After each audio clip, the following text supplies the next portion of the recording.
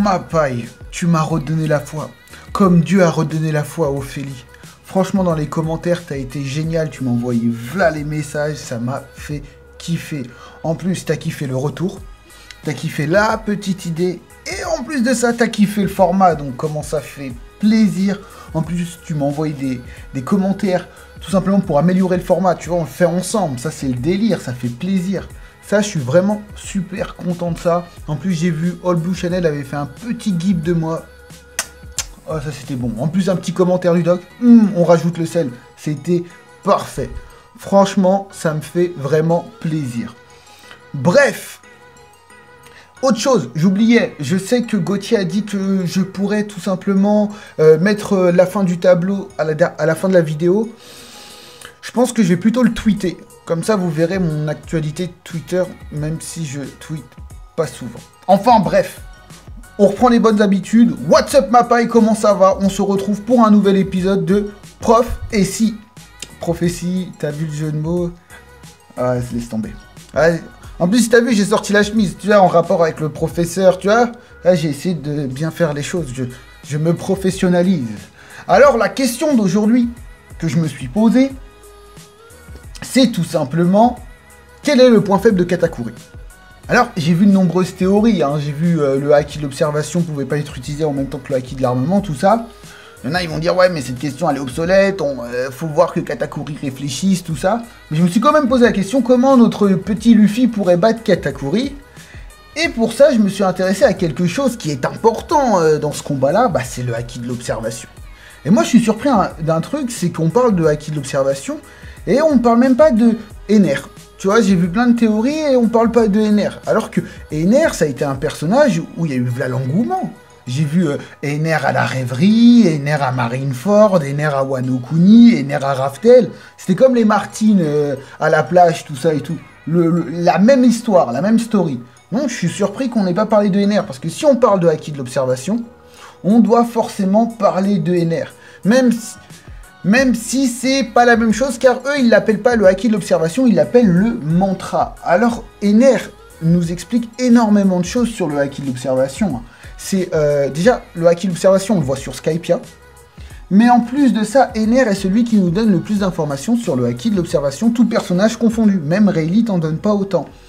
Alors on apprend ce que c'est le haki de l'observation, c'est de ressentir les gens qui sont autour de toi, ça te géolocalise, tu vois, un truc comme ça.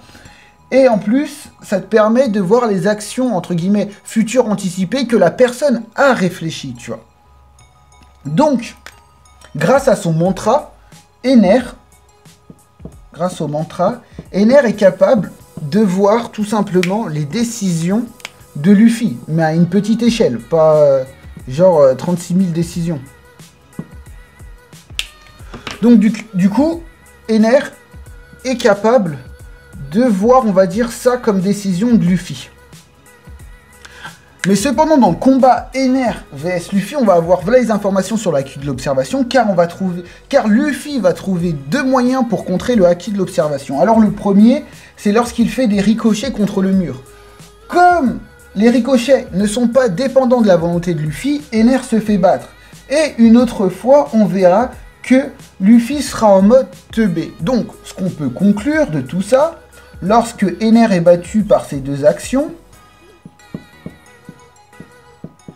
eh ben, ça se situe à un moment donné où Luffy doit faire un choix. Et par exemple, lorsqu'il fait ce choix-là, eh ben, Ener n'est plus dans la capacité de voir le futur de Luffy.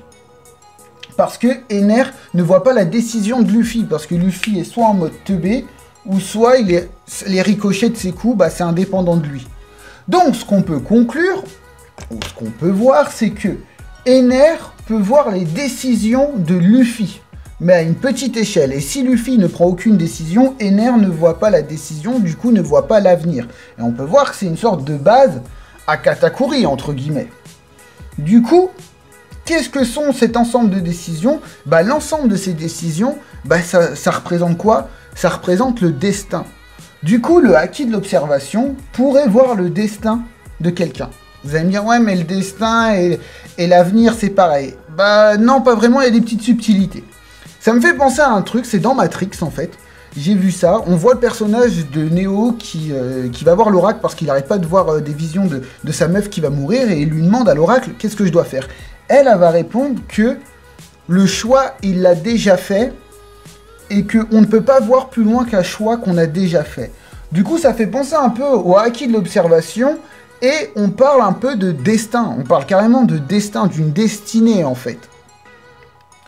Du coup, au vu de tous ces éléments, on peut essayer d'en conclure que Ener ne voit pas l'avenir, mais verrait le destin de Luffy. Alors je sais, c'est subtil, mais tu vas voir, tu vas comprendre un peu plus tard. Donc, si ça peut marcher contre le haki de l'observation, eh ben on peut peut-être essayer de voir si ça peut marcher avec Katakuri. Alors Katakuri, voit-il l'avenir ou le destin ? Eh ben, pour ma part, il voit le destin. Pour quelle raison? Parce que Katakuri lui dit lui-même, tu es la personne qui évite le plus mes coups. Et du coup, à ce moment-là, si Katakuri voyait l'avenir, il aurait vu que Luffy esquivait le coup. Mais pour ma part, il agit par instinct. Donc, essayons de voir s'il y a une scène qui ressemble à celle-ci, où Luffy agit par instinct. Eh ben, il y en a une, tout simplement. Eh ben, c'est celle-ci. Alors, attention, hop! C'est celle-là, où en fait Luffy est tellement concentré par la douleur de ses mains qu'il ne pense à rien d'autre. Et quand Katakuri l'attaque, eh ben il ne le voit pas. Il ne le voit pas du tout, et du coup il se prend un coup. Donc du coup Katakuri est battu. Kata est battu. Du coup, comme pour Ener, on peut voir que lors de son action là, on peut voir que le haki de l'observation, pareil, le HDO, pareil, voit une certaine capacité. Bah, Katakuri peut voir plus loin que Ener, ça c'est clair et net, parce qu'il a plus affiné son coup, son HDO, je veux dire. Donc du coup, lorsqu'on voit ça, eh ben, on peut voir que Katakuri, c'est un choix, à une décision. Là, le moment donné où Katakuri frappe, c'est une décision, donc ça pourrait être ce moment-là, par exemple, encore une fois. Et du coup, à ce moment-là, bah, lorsque Luffy agit par instinct, Katakuri n'est plus capable de voir ça du tout. Du coup, Luffy, pour battre Katakuri, devra certainement développer un instinct animal. Un instinct animal souligné tout du long du manga, aussi bien à Little Garden lorsqu'il frappe Mr. 3, mais aussi à Water 7 lorsque Chopper demande à Nami comment ça se fait que Luffy sait toujours contre qui il doit se battre. Nami répondra, il doit certainement avoir un instinct animal plus développé que le tien. Du coup, Luffy pourrait développer soit un certain instinct animal ou perfectionner une technique qu'on a déjà vue. Alors je vais mettre Power Up. C'est un peu arrogant, mais voilà. Et ben c'est celle-ci, le Gomu Gomu no Pulp. Là on peut voir que Luffy avait trouvé une technique pour tout esquiver. Cependant, il ne pouvait pas attaquer, voire contre-attaquer. Et pourquoi pas, sachant qu'on sait que Luffy apprend de ses combats, on peut voir que le Gear 4 est tout simplement inspiré de la forme finale de Ener, mais aussi un peu de la technique de Bellamy, sachant qu'il rebondit pas mal. Alors pourquoi pas Oda aurait décidé de faire évoluer cette technique-là? Du coup, on peut conclure que déjà, les deux là, hop, c'est le même pouvoir.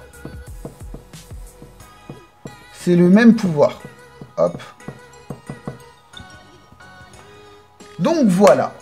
Il y a quelque chose aussi qui me fait penser que le haki de l'observation peut ressentir les choses, mais aussi, comme je dis, voir le destin. Et ça me fait penser à un petit personnage du manga Shaman King, et je remercie Kaiser de m'avoir fait lire ce bête de manga. Je vous le conseille à tous. Et c'est le petit personnage de Opacho qui est capable justement de ressentir les émotions, de lire dans les pensées, et du coup voir leur mouvement futur. Du coup, pourquoi pas il y aura un queutru de connexion, lire les pensées dans ce système de haki de l'observation. J'en suis pas sûr, mais je te le dis comme ça. Alors, ce qui est intéressant dans tout ça, c'est que je pars du pouvoir de Katakuri, et je me demande, c'est quoi le haki de l'observation? Et j'arrive au destin. Et ce qui va véritablement m'intéresser, c'est le destin, en fait, ma paille.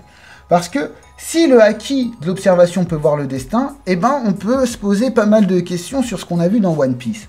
Je te prends, par exemple, Madame Shirley. Et pour ça, ma paille, je vais tout simplement te montrer la définition du mot destin. Et tu vas comprendre. Parce que toi, certainement, tu dis, ouais, mais le destin et l'avenir, c'est certainement pareil. Alors non. Et je me suis posé cette question, est-ce que c'est pareil? Absolument pas. Pourquoi? Parce que déjà, je te prends un exemple d'un film, c'est Destination Finale. Dans Destination Finale, on peut voir que le mec voit l'avenir, et du coup, il monte pas dans l'avion parce que l'avion explose, mais est pourchassé par la mort. Du coup, il est rattrapé par son destin. Donc, si on change l'avenir, on change pas forcément son destin. Cependant, si on change son destin, on change forcément l'avenir. Tu vois, c'est une petite nuance. Et du coup, qu'est-ce que le destin? Je te lis la définition sur Wikipédia. Le destin désigne au moment présent l'histoire future d'un être humain ou d'une société telle qu'elle est prédéfinie par une instance qui est soit considérée comme supérieure aux hommes, éventuellement divine, dans les conceptions finalistes du monde, soit comme immanente à l'univers, éventuellement à la philosophie de l'histoire ou la nature, dans les conceptions déterministes. Dans ces conceptions, il est souvent considéré comme très difficile, voire impossible à un homme ou à une société d'échapper à son destin, ou au moins dans ses grandes lignes. La notion de destin s'oppose ainsi à celle de libre arbitre. Alors, je vais te lire la définition aussi de libre arbitre. Ah, c'est le moment chiant de la vidéo, je suis désolé. Le libre arbitre est la faculté qu'aurait l'être humain de se déterminer librement et par lui seul, et agir et à penser par opposition au déterminisme et au fatalisme, qui affirme que la volonté serait déterminée dans chacun de ses actes par des forces qui l'y nécessitent. Se déterminer à ou être déterminé par illustre l'enjeu de l'antinomie du destin ou de la nécessité d'un côté et du libre arbitre de l'autre. Alors, que veut dire tout ce jarabia? Eh bien, c'est simple, ma paille. Le destin est l'opposé de la liberté, entre guillemets, du libre arbitre. Et qu'est-ce que veut Luffy le plus au monde? C'est être l'homme le plus libre du monde. Et pour ça, il devra forcément affronter son destin, contrer son destin. Donc, ce n'était pas si stupide de faire la différence entre le destin et l'avenir. Parce qu'on est toujours maître de... L'avenir change tout le temps, mais on est toujours maître de son propre destin. Et son destin, souvent, est lié. Il faut briser son destin. Et du coup, si on en revient à quelque chose, si Katakuri utilise le haki de l'observation pour voir le destin de la personne et que les gens considèrent qu'il voit l'avenir, on peut penser que c'est la même chose pour Madame Shirley. Sachant que le destin est quasiment immuable. Donc les prédictions de Madame Shirley sont souvent vraies.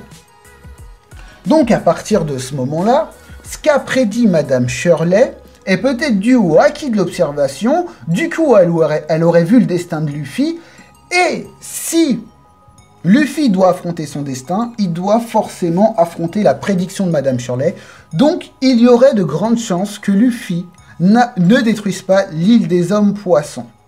Parce que Luffy doit affronter son destin. Qui plus est, rien que mieux que d'affronter Katakuri à une plus petite échelle pour montrer à Luffy, au lecteur que Luffy arrive à contrer le destin.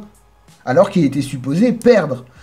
Rien de mieux que de montrer au lecteur qu'il a le dessus sur la destinée entière que de contredire une prédiction faite sur plusieurs années, sur plusieurs mois ou sur quelque chose comme ça. Mais si on va encore plus loin, et ben si on s'intéresse à la volonté du dé, car énormément de personnes pensent que Luffy va accomplir la volonté du dé, et ben là aussi, si Luffy doit s'opposer à son destin, il doit forcément ne pas accomplir la volonté du dé. Car comme on sait que la volonté du dé est liée aux dés qui sont destinés à faire ça, si Luffy fait ça, ça montrera qu'il est emprisonné de sa destinée. Donc il y a de grandes chances qu'il n'accomplisse pas la volonté du dé. Qui plus est, on saura que Wanda nous dira on ne juge pas les gens pour ce qu'ils sont, mais pour ce qu'ils font. Et c'est ça tout le long du manga. Donc si Luffy accomplit la volonté du dé parce qu'il est un dé, alors ça voudra tout simplement dire que tu ne peux pas lutter contre le destin. Si tu es né dans une famille de riches, tu es forcément obligé d'être comme ceci, comme cela, ou dans une famille pauvre, comme ceci, comme cela. Donc ce serait assez contradictoire avec les thématiques de Oda. Donc voilà ma paille, voilà. Moi, ce que je trouve fun dans tout ça, c'est que je me suis posé la question comment battre Katakuri. J'en suis revenu au haki de l'observation, ensuite le destin, et maintenant je te dis que Luffy n'accomplira pas la volonté du dé, ou encore même ne détruira pas l'île des hommes poissons. Et ça, je kiffe, Enfin, vous pouvez un peu voir ma réflexion, comment je pense un peu tordu. Donc voilà, à toi de voir ma paille, si tu penses que je suis un prophète, un visionnaire, ou un charlatan, ou même un taré. Donc, tu te souviens de la musique, like, partage, commente et surtout abonne-toi. Il y a bien longtemps, je te disais, je ne fais pas des vidéos pour te dire quoi penser, mais t'amener de quoi penser. J'espère que je l'ai fait. J'espère que tu verras ma vision des choses. Ce qu'il faut savoir, c'est que le tableau de Katakuri, mais aussi celui de Momo, m'a donné des idées sur une prochaine vidéo. Mais ça, tu verras ça dans la prochaine vidéo. Ça sera sur la volonté du dé. Donc voilà. Sur ce, ma paille, je te dis chichi son son.